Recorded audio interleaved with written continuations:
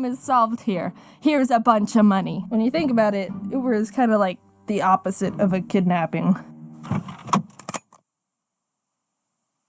Take me home. I got a new Uber that took 15 minutes to arrive, and an hour later I was almost home. Maps can be kind of wonky with my house address, so we started driving past my neighborhood. It was back there. Sorry about that. It's Christmas Eve. You're getting ready for bed and everything is prepared for the perfect Christmas morning. Chestnuts are roasting on an open fire. The cookies are out. The house is silent and calm. Everyone has the standard things on their Christmas list. Puppies, Nintendo Switches, for father to finally find milk. But yours is different. All your life you've loved and have been fascinated by insects. You were teased in school for catching ladybugs in the bushes. Just kidding, I started pushing her as I was dancing because she was in my way.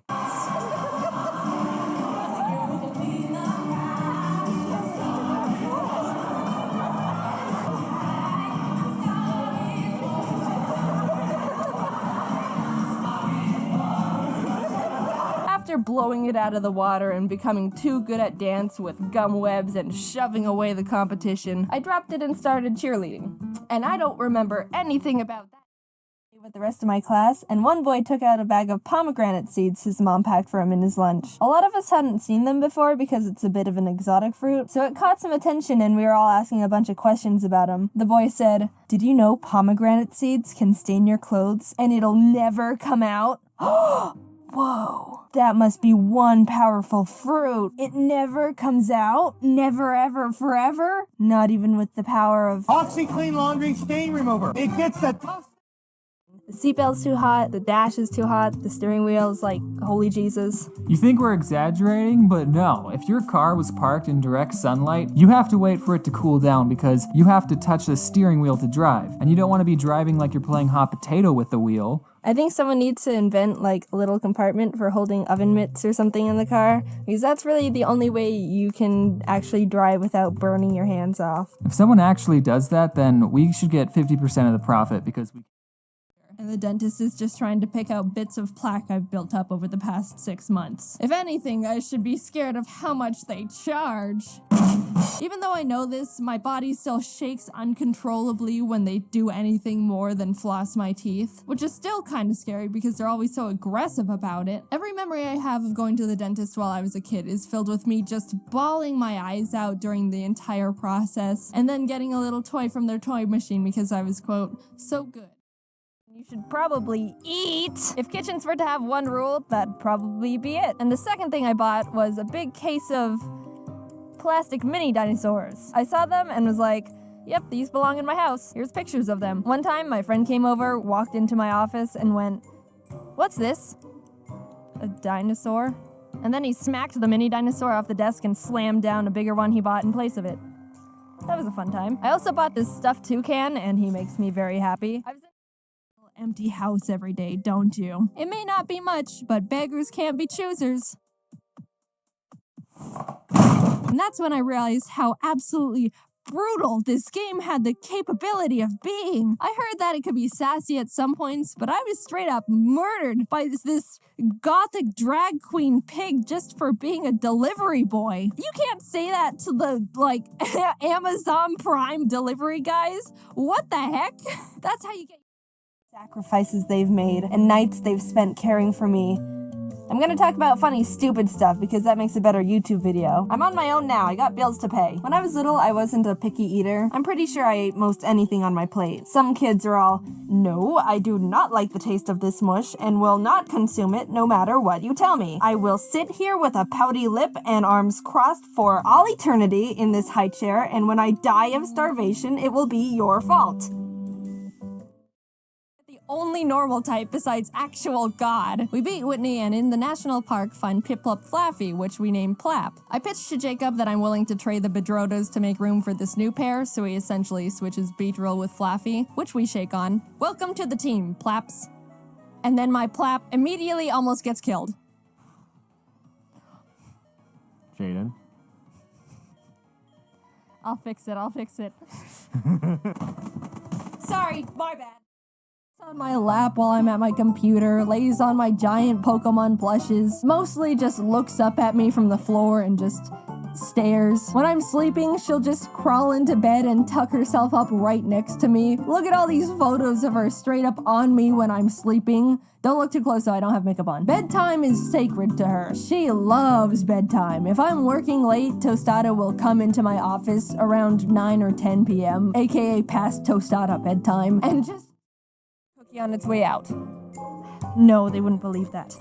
I don't think rats eat chips. Jax finished eating early and went into the backyard to play. So what I ended up doing was going, Jax, do you want some chips? And I gave him the empty bag. Then I went over to my dad and said, Dad, I have something to tell you.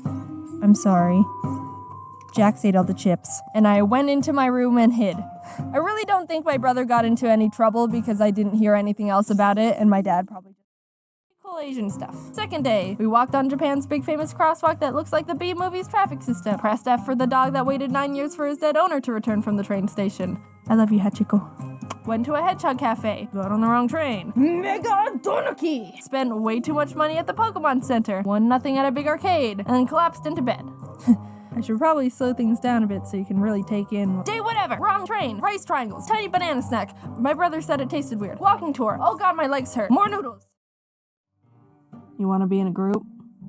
Okay. I ended up with these two other girls, and because I don't want to say their real names, I just googled most annoying girl names, and Google gave me Renisme and Bloodrain. Anyone out there named Renisme and Bloodrain, I'm sorry, I'm sure you're a wonderful person, but Google has spoken, so. So now I've got Renisme and Bloodrain here in a group with me. The project was assigned to us like beginning of April, so we had about a month to get it done. We wrote down our contact info and went on with our day. I was pretty swamped with work at the okay, what is it? And he goes, my hand.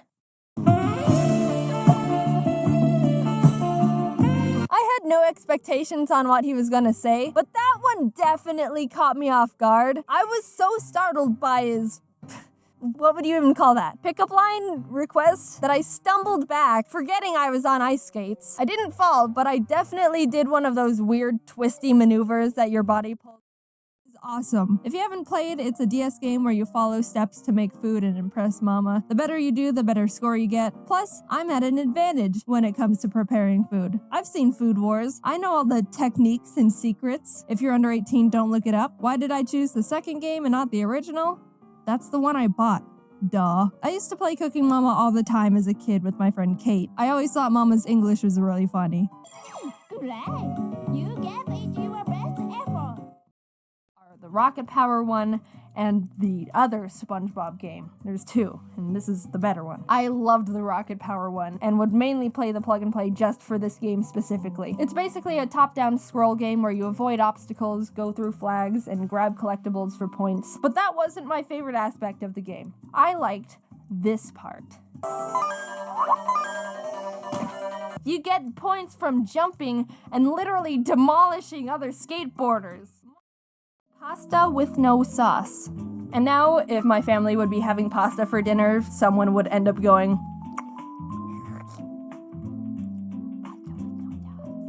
I don't have a lisp anymore. Sometimes it shines through when I talk too fast or get sloppy with my words, but somehow I fixed it by myself. In first grade, we were learning about letter pronunciation, and when we got to S, the teacher explained that some kids say S with their tongue, when it's actually supposed to be behind your teeth.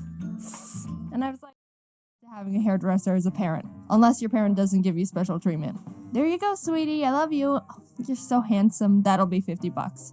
But mine does, so that sucks for you. I've never had anyone else cut my hair, and it wasn't until I moved to California that I realized I didn't trust anyone else to cut my hair. Like I said, hair is something that makes an impact on first impressions, and if you get a bad haircut, it's pretty much expressing, hello, nice to meet you. Yes, I do make bad decisions. I've got really dummy thick hair, and a lot of it. People often give me compliments on your disgusting diseased self.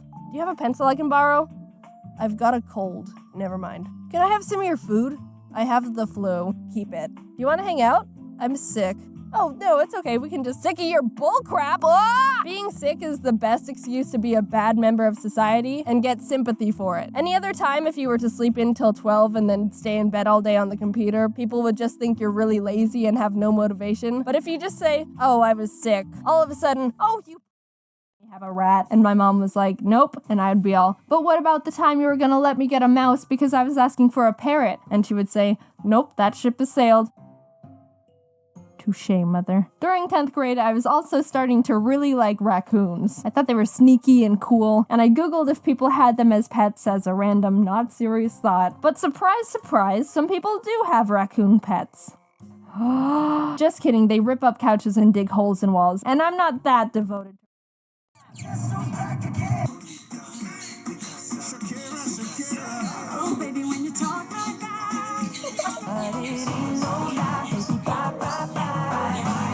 I wanna be gay, cause you're fucked and I wanna savor it. Is Ari friends with the toucan?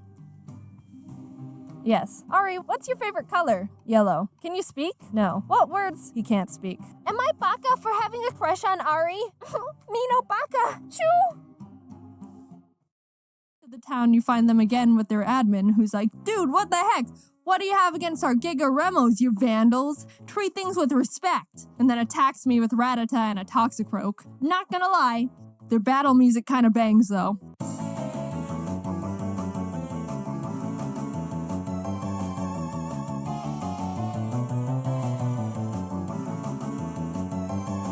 Turns out they're part of this gang called Team Dim Sun, and after capturing their Pokemon, fight. Anyway.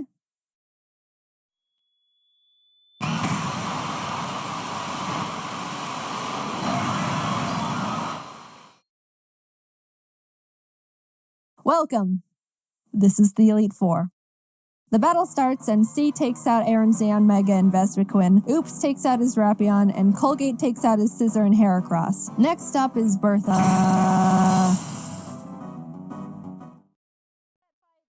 And seriously grind up the team again. If we were just a bit more underleveled, we would have been murdered. Blubby joined the team and we got to work, eventually arriving in Sutopolis. Steven and the Sutopolis gym leader Wallace were there saying Groudon was in the cave because someone used the wrong orb and pissed him off. So I went in there, walked up to Groudon, and Master Balled him immediately. There's no way I'm fighting Groudon. Now get in the box. While fighting Wallace, Spurky was able to take out his Luvdisc and Celio. Sin beat his Whiscash, and Chad finished off the Milotic. The team was perfect.